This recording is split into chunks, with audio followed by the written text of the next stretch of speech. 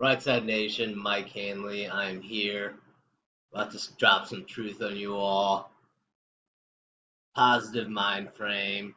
Some of this video may be somewhat disturbing to the people who are watching it. I completely get it. In fact, it's disturbing to me. It's very serious, very legit stuff.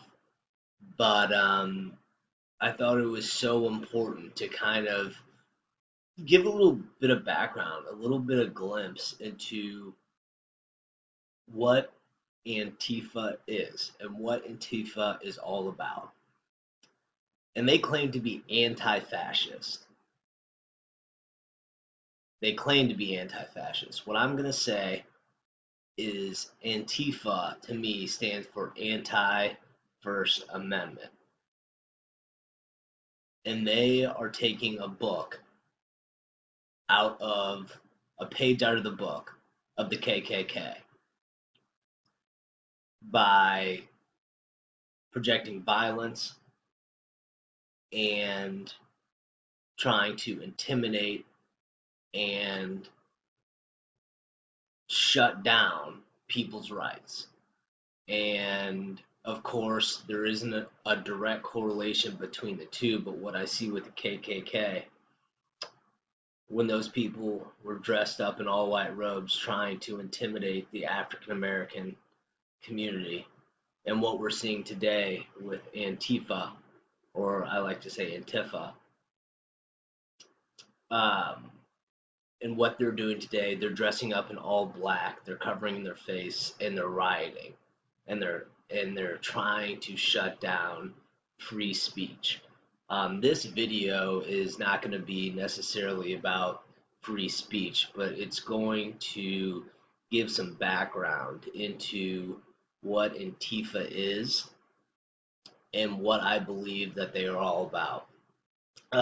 First, I'm going to do or put on a video of it's a short clip with Lou Dobbs on Fox News and our favorite ladies, Diamond and Silk. Gotta love Diamond and Silk. We're going to show a short video with them, and then I'm also going to show some more footage that I found on Twitter on some of the people that I follow. And this is footage from at the scene. This isn't footage from, let's say, a Fox News or a CNN. This is footage that was caught on the scene.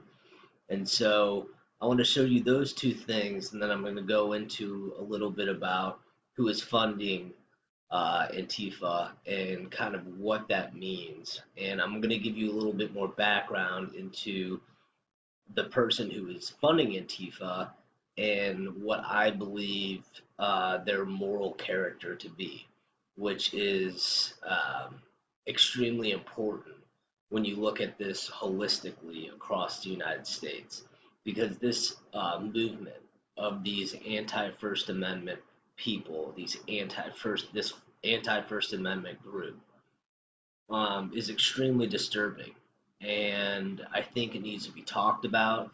I think we need to start a conversation, and we need to stand up as Americans.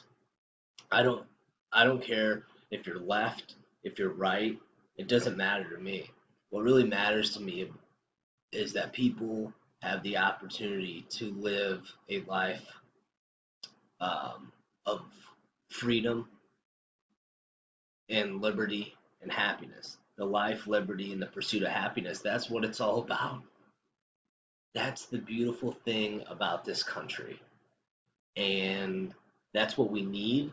But I feel like I really need to talk about this group. So let me go ahead. I'm going to flip over real quick and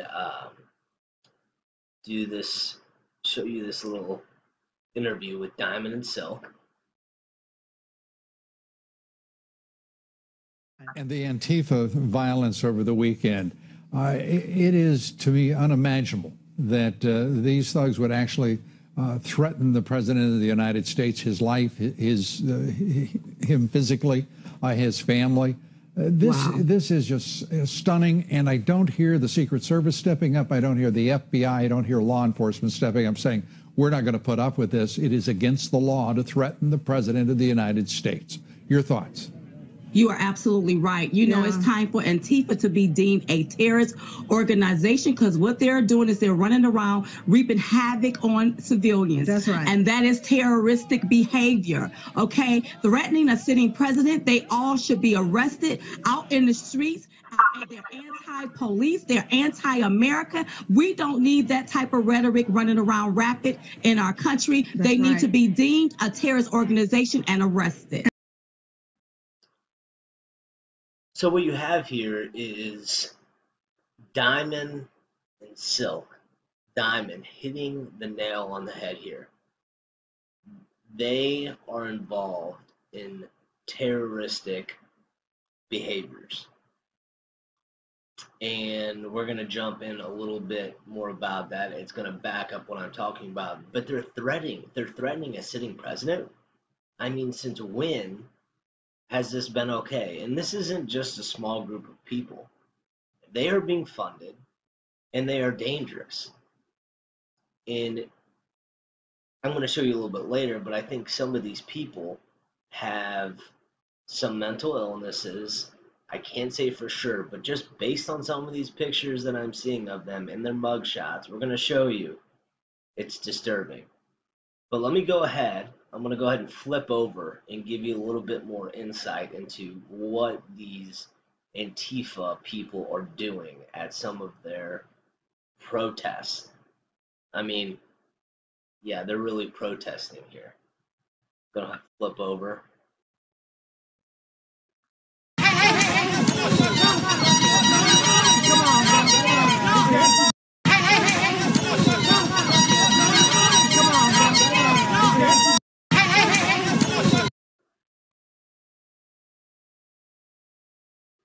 So you see a guy getting beaten by people that are dressed in all black. They have their faces covered, so their identities can't be seen. I mean, to me, if you're going to go protest, why not go protest? Put your face out there. Show who you are. Be proud of what you're doing. These people are going out and they're beating people. And you saw at the end of that video, you saw an African-American gentleman hop in and protect the person that was getting beat. Now, I can't say for sure who was getting beaten, but you got to give props to this guy. He hops in, he saves the person that's being beaten, and Antifa right there is showing the real colors. Now, there is a video that I'm going to go ahead and flip over to. It is a video that was on 60 Minutes on George Soros. And George Soros is the person that has been funding and is funding Antifa. And I think the background on this gentleman is shocking. And the video is going to start. And it's going to start with none other than Hillary Rodham Clinton. That's who it starts with. And then I'm gonna let the video go. Please watch this video. Please watch this clip, because I think it's extremely important, not only to see who George Soros is, but also to see Hillary Clinton close with George Soros. Thank God she was never president. Thank God she did not win the presidency. So I'm going to go ahead and show you this right here.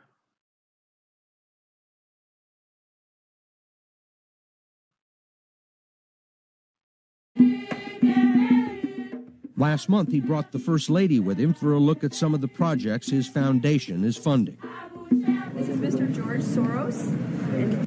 While hundreds of thousands of Hungarian Jews were being shipped off to the death camps, George Soros accompanied his phony godfather on his appointed rounds, confiscating property from the Jews. These are pictures from 1944 of what happened to George Soros's friends and neighbors. You're a Hungarian Jew who escaped the Holocaust. Right.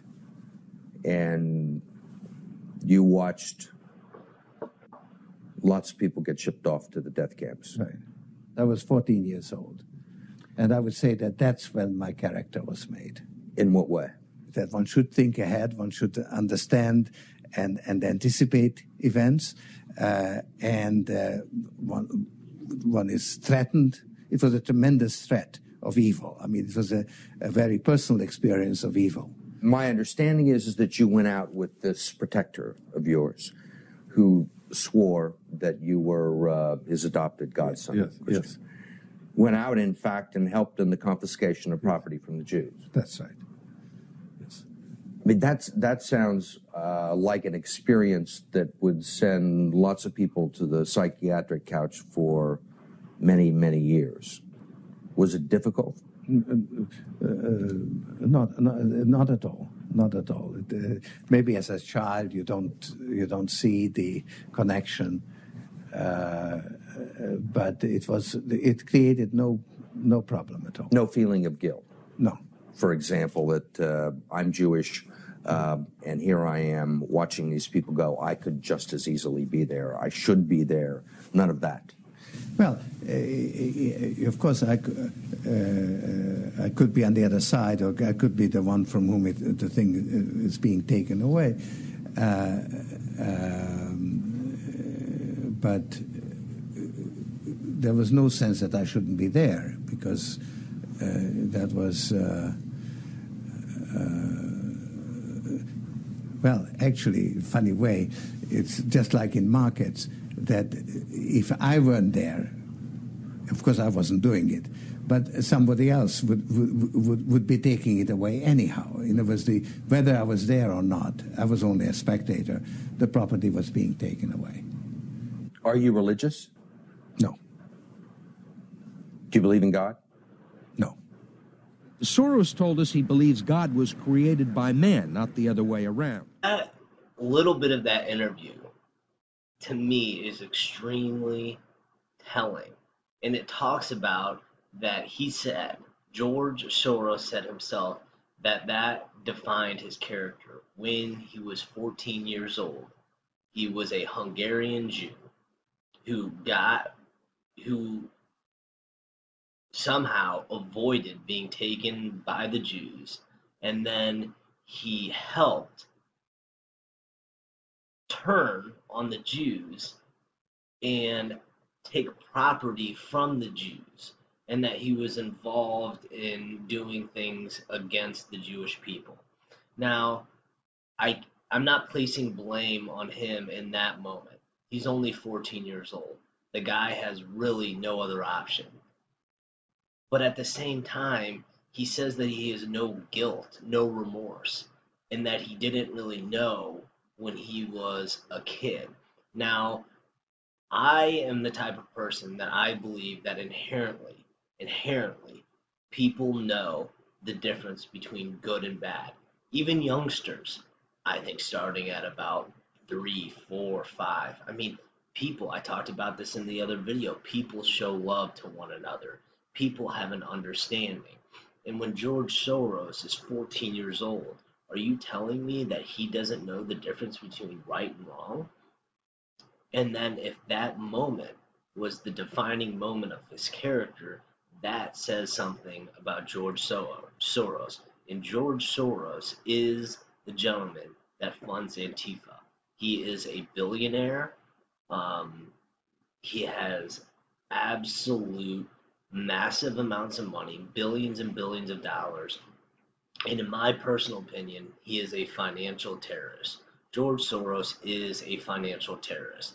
Earlier in this video, and I'll go ahead and post the link in this YouTube video so you can watch that entire video for yourself and make up your own opinions based on what the video shows. But George Soros has been involved in destroying many economies around the world, and he does that by talking about certain currencies, moving money around in certain markets, and he has so much money that he can actually destroy and tank an economy.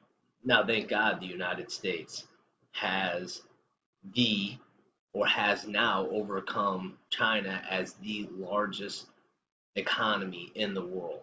So he doesn't have the ability to single-handedly destroy the United States economy. However, he has said that he has made it his life's goal to destroy the United States of America. That's what he said for himself, that that's what his goal was, to destroy the United States of America. And I think he does this by sowing discord in America, in our cultures, in our communities, and also in our political system. And that is what makes it so scary when you see in the beginning of the clip that I just showed you, him and Hillary Clinton together. And that was years and years ago when Hillary Clinton was the First Lady of the United States of America. So you're telling me that over time that he hasn't had influence over the Clintons?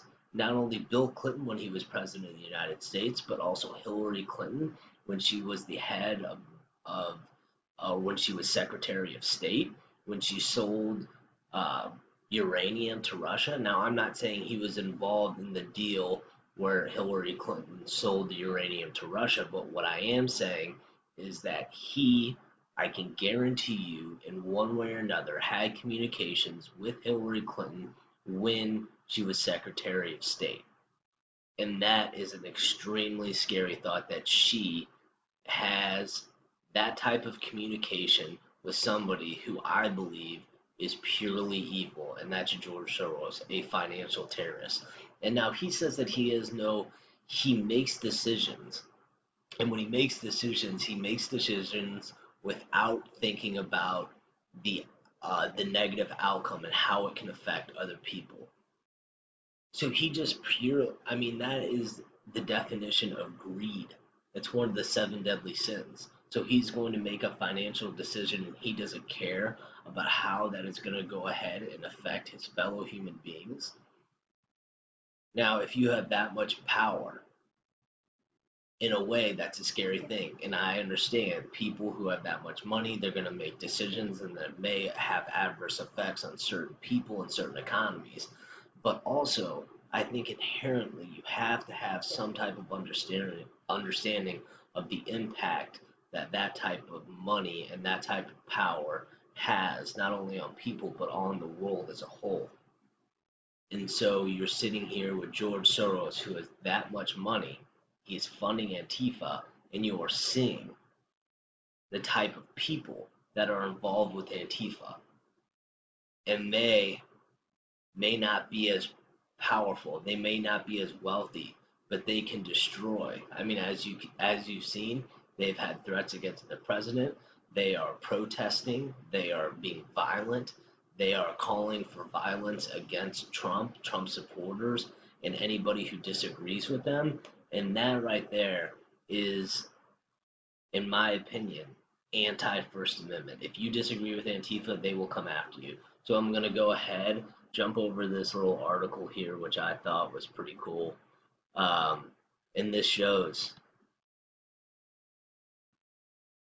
George Soros. So Soros is funding Antifa. Soros money.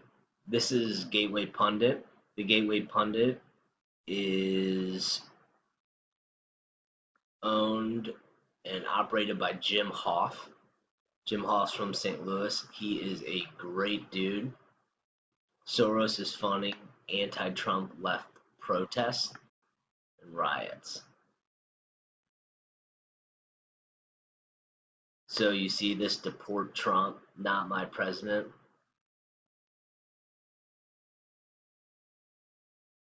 So you have George Soros, who is taking his billions of dollars and pumping it into our communities, into our political scene, if you will. And this is what he is sowing seeds of destruction and division in our country. The guy is an evil dude, and I think that's exactly why you have this picture of George Soros. Bam, right there. The guy is evil. That's my personal opinion on George Soros. So there's an article there, and here's another video, or another another picture of what you're seeing. No Trump, no KK, no fascist USA. So these are the people that are claiming to be anti-fascist, but they're dressed in all black and they're covering their face. It just doesn't all add up. It doesn't add up at all. So you're seeing these people protest violently, attack people, and then saying they're anti-fascist. I mean, what? This is the type of shit that drives people away from the left. And you won't see anybody. You won't see Maxine Waters. You won't see Nancy Pelosi. You won't see people like Hillary Clinton or Chuck Schumer. You won't see any of those people stand up and talk and say that we do not support Antifa. We don't want to be associated with them. They're okay because they're okay with that, and that's why people are walking away from the left. A lot of times, in my opinion, it's more not about what you say, but it's about what you don't say. And when you have the leaders of the Democrat Party saying absolutely nothing in regards to Antifa and that they disavow them and they do not support them, that says more than anything else. It's right out there, folks. And take my word on it. I don't think there's anything out there or any Democrat politician that's high up in the party that's going to disavow Antifa, because I believe that George Soros is funding in one way or another the Democrats, the DNC, whether it's directly or indirectly, most likely indirectly, and Antifa. And it's concerning, and that's why I felt the need to go ahead and put this video together, because these are the things that people should be aware of. You know, these are what we call paid protesters, but they're not. They're terrorists, okay? Like Diamond Silk said, we're gonna call them paid terrorists. That's what we're gonna call them. They're no different, all right? Paid terrorists. Mark my words. We got another one here for you. This is a police.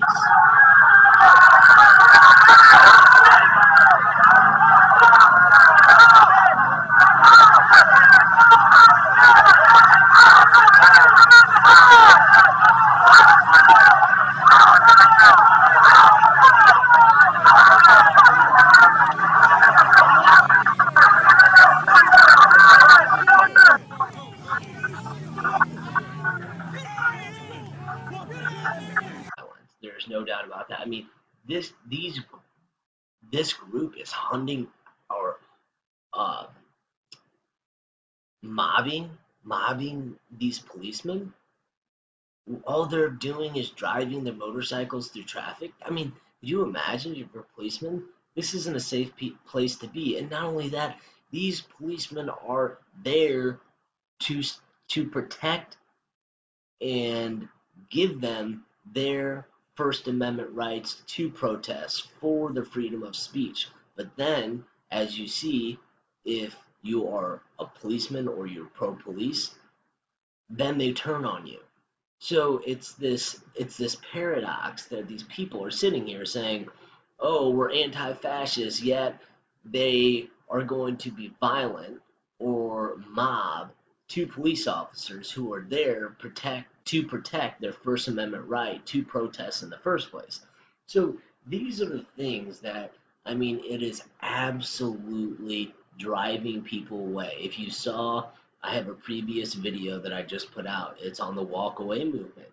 And this points directly to that. These are the reasons why people are walking away from the Democrat Party. People are walking away because they understand that these are not the values that has made America great. And America is great. It has been great. It's been great for a very long time. Now, I'm not going to deny there's things in the past, such as the institution of slavery, which I've talked about before, which was an absolute atrocity on the African American community. what happened to black people in this country during the institution of slavery and also in the Deep South with segregation was an absolute disaster. And there's no other way to put it. It was an atrocity. And so I think putting it all into perspective is we need to find a common ground in this country. And we need to understand that we do have the life, the liberty, and the pursuit of happiness. We have an economy right now that's growing, that has black employment at the lowest rate it's ever been, Hispanic unemployment, the lowest rate it's ever been. Perhaps women, one of the lowest unemployments we've ever seen.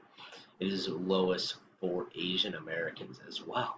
So what we are seeing is this revival of the American dream, the opportunities that we now have under Donald Trump as our president of the United States that is pushing our economy forward. And with that wealth, with that opportunity, gives people the ability to express themselves.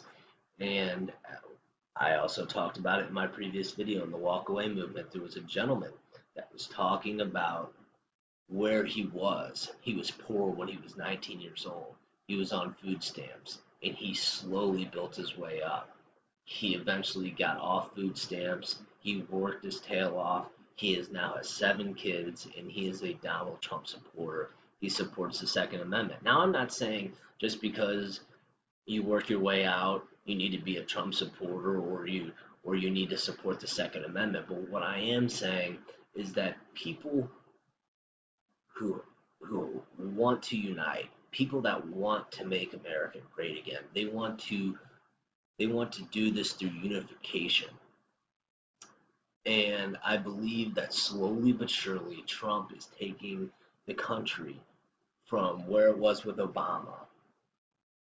And Obama had this amazing opportunity to unite the country, both black and white, and really just bring us together. And instead, we were more divided after Barack Obama than we ever were before.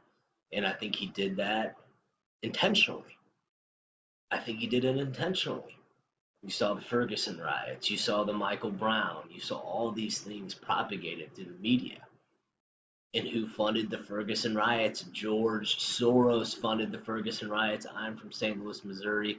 Ferguson is about 20 minutes north of downtown St. Louis, and George Soros funded the Ferguson riots. So George Soros, see, it all comes full circle.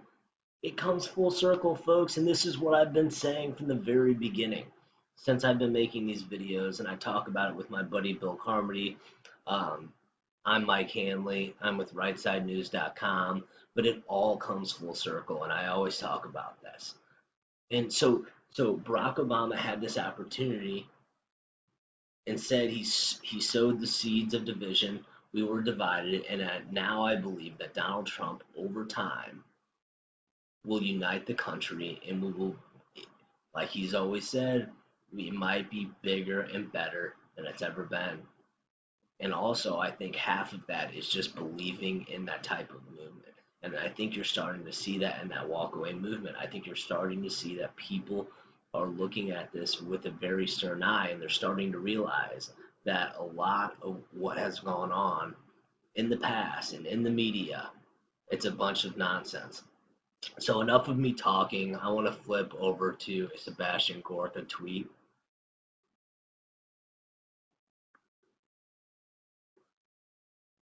Antifa in DC, no borders, no walls, no USA at all. These people are claiming to be anti-fascist. Look how they're dressed. This is insane. And then you have some unmasking. These guys, people are trying to unmask some of the people that are involved in these violent crimes because they are covering their faces, they have masks on, and they're committing acts of violence. So they're trying to determine who these people are and what they're doing, which I don't really want to, I'm not really here to unmask people, but I think also it's necessary because we need to understand who we're dealing with and the type of characters that they are. Now, this is one, and I just want to be very clear, put my face on this. I'm not advocating violence at all, but I think it's important to understand that eventually, when Antifa acts the way they do, and they are consistently violent, they're promoting violence, and they're trying to shut people down with their anti-First Amendment fascist motives. Yes, they indeed are the fascists, that they are going to meet some opposition. And let's just say there's some pretty tough fellows, okay? Some pretty tough dudes out there. So I'm going to give you a glimpse of what Antifa may run into. So if you are a member of Antifa, just remember we have a lot of patriots out there that don't want any violence. We want to protest too, or maybe we just want to rally. Maybe we just want to be positive. But I think it's important to show that people are fed up, they're sick of it, and if they are brought to that point, they will fight back.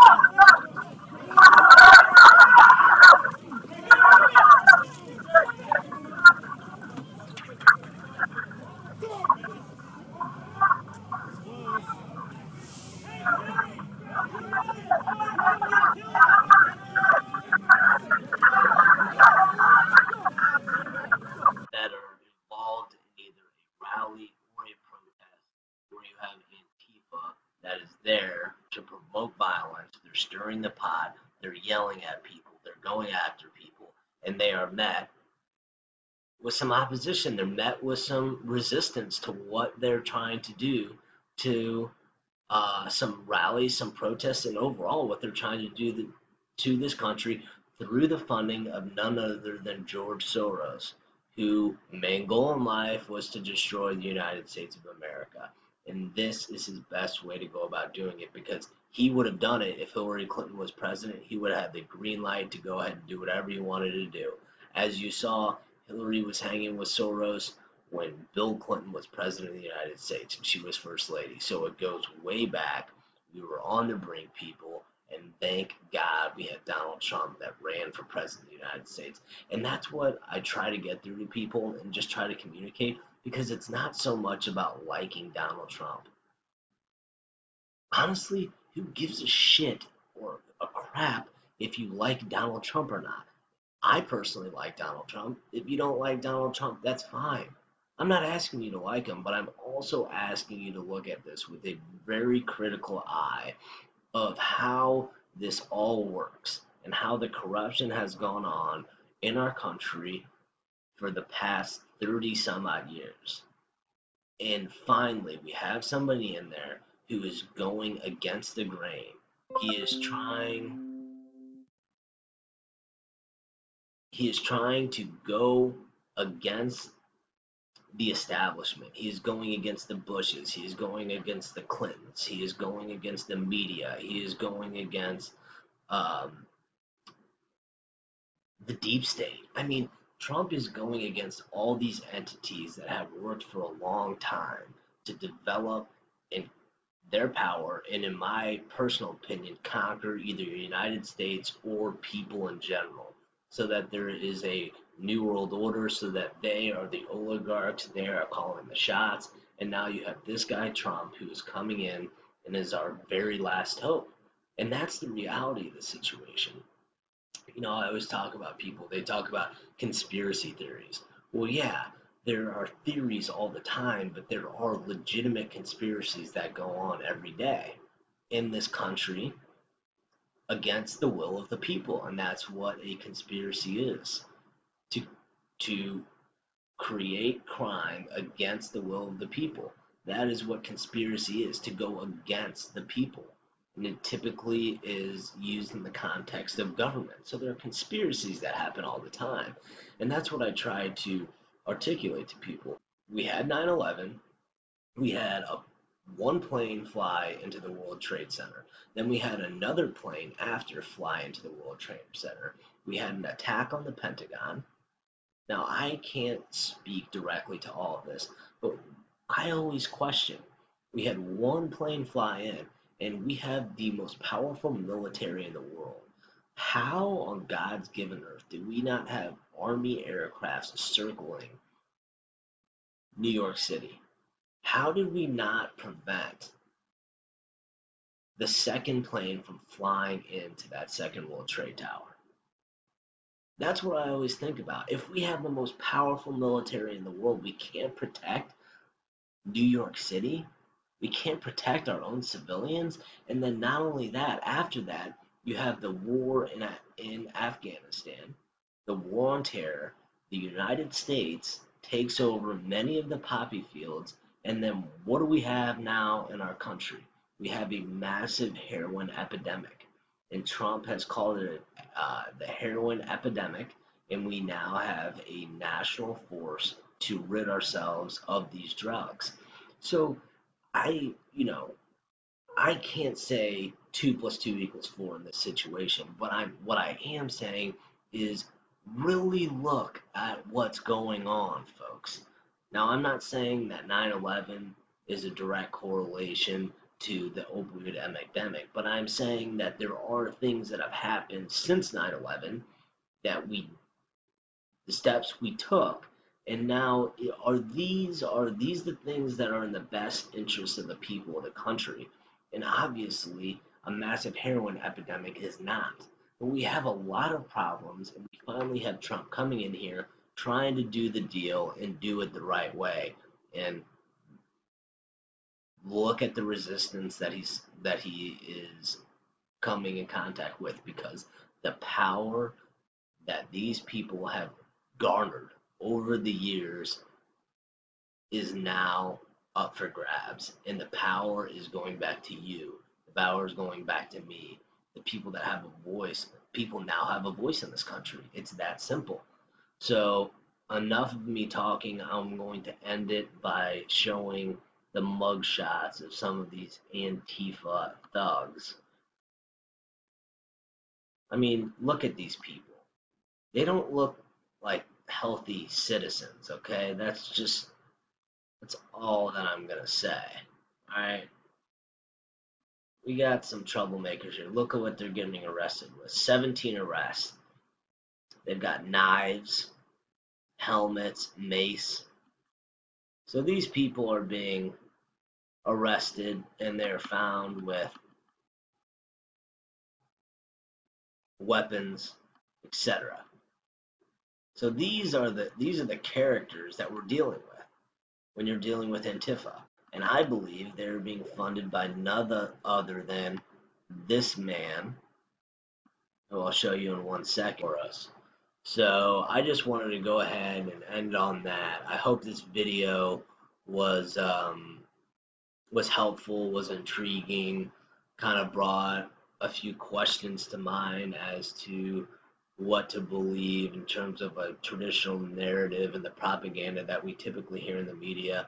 I hope people have a critical eye. I hope they have a stern eye, not only of what they see out there in the media, but of what I say. If there's something that you disagree with, please jump in, say something, let me know. Why do you disagree with it? We'd love to start conversation here. We want people to articulate their views, speak it better than me. But nonetheless, it's been a pleasure having you on. Hope you've had a great evening. Again, this is Mike Hanley with Right Side News. Thank you, Right Side Nation. Please visit us at rightsidenews.com. God bless.